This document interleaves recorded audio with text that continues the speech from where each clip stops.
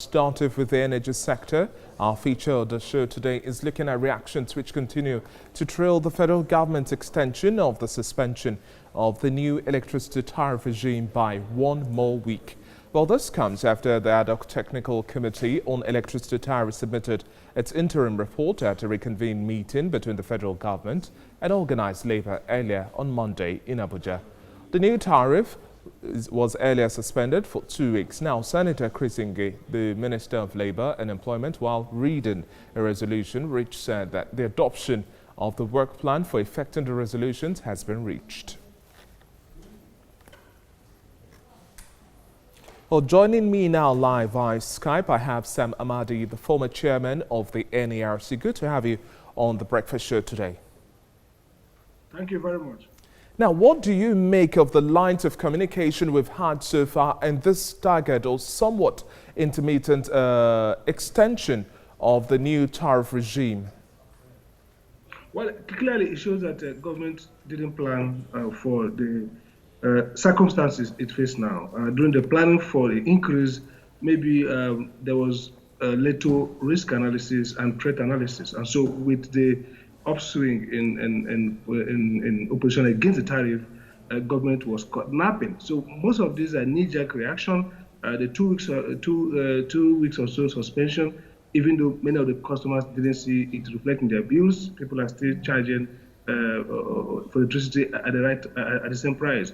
Again, this new measure to further extend it, and now they talk about some kind of subsidy, shows basically that this is short-term responses, and there's basically no clear line of sight as to how the government should respond or the industry should respond to the crisis. So basically, this suggests some kind of patchwork, and that maybe the risk analysis and the consequential outcome of the increase was not well factored, or maybe government itself is facing so many threats and their capacity to endure probably is low at this point. I'd like us to talk a little further on the risk analysis that you just made mention of. At the end of the day, looking at the modalities and the review process, for so many, it's still unclear, like you've also rightly mentioned. At the end of the day, in order to build some level of trust in the implementation of this process, the promise of better electricity tariff regime and also better service delivery, at the end of the day, we're still working with the same infrastructure, we're still working with the same template, and we're not necessarily going to have a different picture. So going back to understanding the modalities and clearly communicating to stakeholders as well as the general public, what should be the next line of action? Do you think we'll have another postponement? Well, I think what should be the next line of action, or what should have been the first line of action, is for the regulator itself, the NEC, to step up. You know, government has been doing this at the level of government and all the so-called committee and unnecessary. They should come out first and communicate the fact that, look, this industry will not have easy short-term improvement. That's not going to come. So when we talk about service level improvement, it probably would mean that at the most, the discos will redistribute light, from those who are not getting any significant increase to those who are having for the short term.